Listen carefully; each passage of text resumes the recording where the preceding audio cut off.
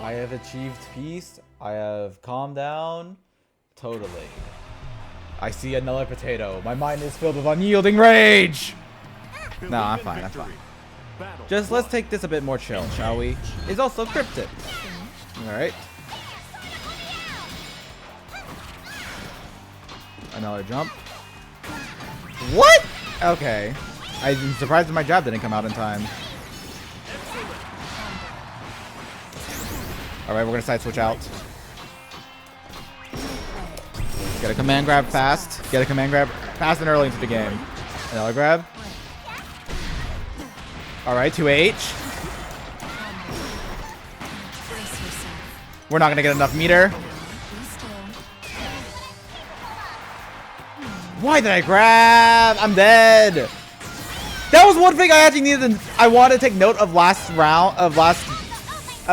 last video of a Charlotta. I actually didn't fall for that double jump nonsense.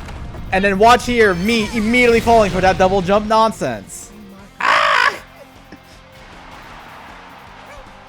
Battle 2. Engage.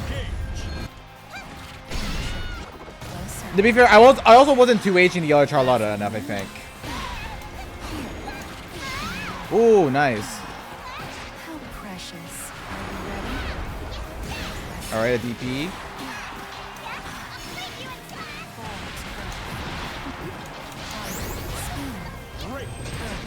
One grab. Two grabs. I did EX to make sure I actually had enough damage. Because fun fact about the special reader in this game, how it works is you can do like a quick input, but when you do that as a raw hit, it does less damage. And now that doesn't matter for like 90% of situations, but in the specific case of command grabs, it kind of does matter a little bit. Because that means you lose like straight up like 1,000 damage, which is quite significant. All right. Oh my goodness. Why did I do anything? Super? Yeah. And now I'm dead to a single DP.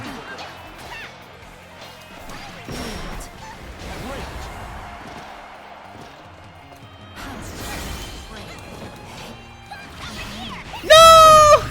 You can take a break if you need. So, I do apologize for the imposition, but I have a humble request. All right, game 1 goes to them. Believe in victory. Battle 1. Engage.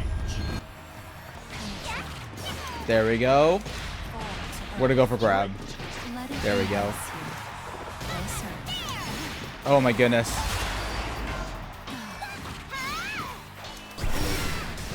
Okay. I need to figure out what do I do against a Charlotta there.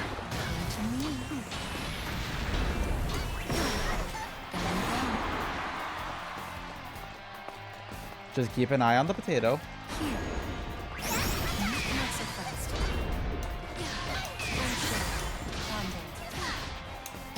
Nope.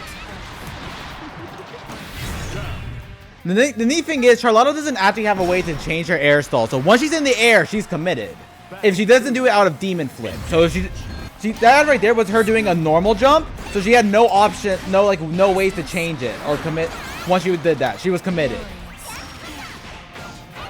It's demon flip that's actually harder to 2-8.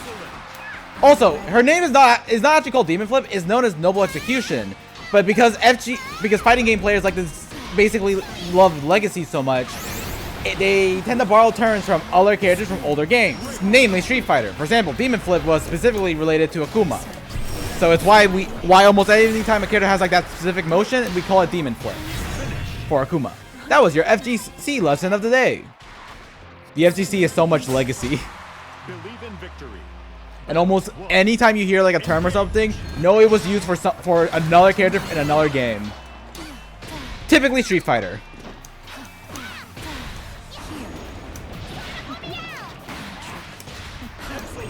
Oh, you might be dead. Oh yeah, you're hella dead.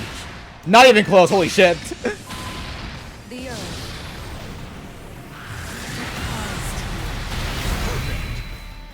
Next time I won't lose. Okay, one more round. Battle 2. Engage.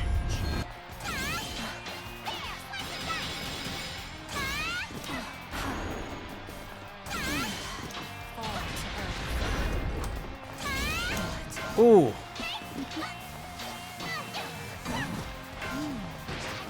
Okay.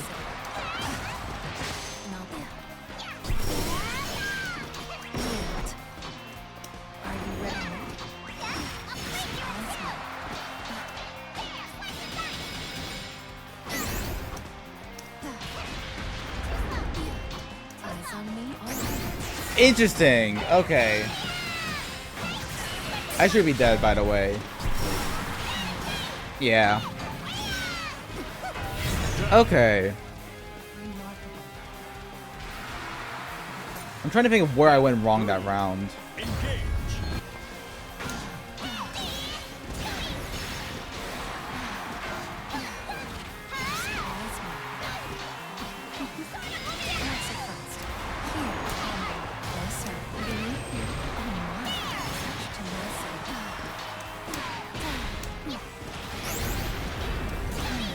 All right, another DP. How many DPs are you gonna do?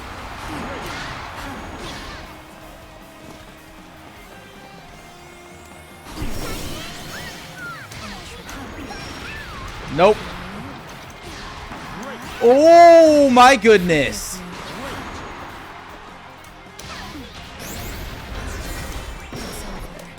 Okay, we got a command grab. Okay. Ooh, that was a bit risky. Practice. So, you the significant. To be fair, okay. Looking back on it, so right now I'm trying to work out the logic of why I do certain moves, so I can work in the future because because how you win is very important, and it's also important like. So one thing a trap a lot of people fall into is that it works. They'll do something bad and it will work, and then they'll think, all right, that's something I should do every single time, or like they don't understand the reasoning of why it would work or something like that. It's important to know if you're going to do something, why it would work, or acknowledge that yes, what you're doing is actually a very risky thing. Like, basically what I'm trying to say is it's important to know why you are going for something instead of just throwing shit at a wall. Because one lets you actually improve, the other one's like, you're just throwing random stuff and hoping it will work. And then that may get you wins, but that's not going to let you get better as a player.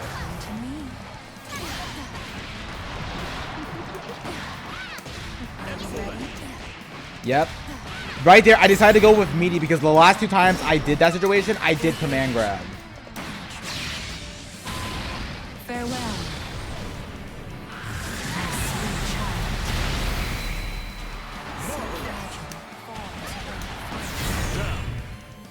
I misjudged you. Battle 2. Engage. Oh, right. Yeah, that's a low.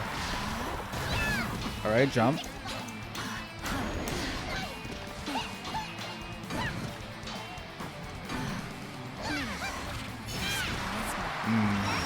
Oh, okay. No, that was just such a bad grab on me. So what I'm noticing there, I'm actually kind of being a bit hesitant on his offense there.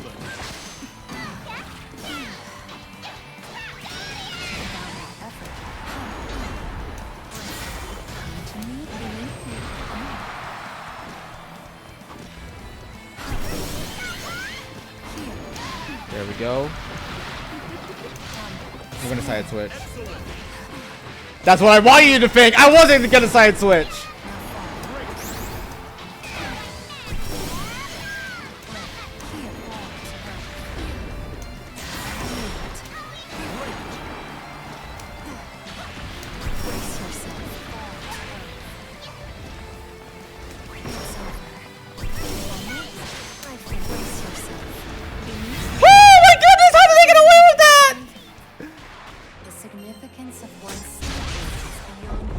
I was just waiting for him to let loose a DP and kill me, but he never did. Believe in victory.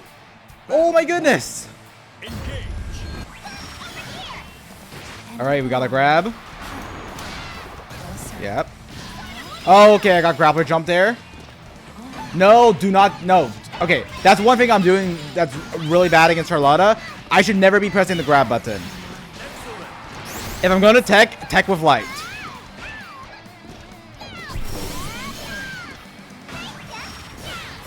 And run, and because, here's the thing, because I've been so okay. Oh my goodness, I'm surprised that spot dodge worked and I didn't punish it. That's one thing, I feel like when people do spot dodge in my face, I sometimes either react too fast or I react too slow. It's a really problematic situation. But no, let's take a note of what I'm doing bad against this Charlotta. One thing for certain, I'm pressing grab too much on defense. They have multiple ways to throw bait. In fact, me trying to go for grab there is one of the few ways Charlotta can mix me up. Another thing I'm doing, I'm holding too much up. Because the fact of the matter is, I should just be holding down because Charlotta's options all mostly lose to crouching except one. That one option is an overhead, which only does like 2,000 damage and Charlotta can't combo off of. So what I should be doing out of any demon flip is just holding down the crouch and trying to 2H. And even if he punishes the 2H with his overhead, I still only take a little bit of damage, and I'm such a high HP, I shouldn't be in danger of dying to it. But instead, because I keep going standing up because of one of the moves, I end up taking disproportionate damage to his other sets. It's like that thing. The risk reward for me, the risk reward should be staying ground like this, because the risk I have of this is just a 1,000 damage. The risk of anything else is so much higher. So I should be minimalizing the one that's causing me the most risk of death. Okay.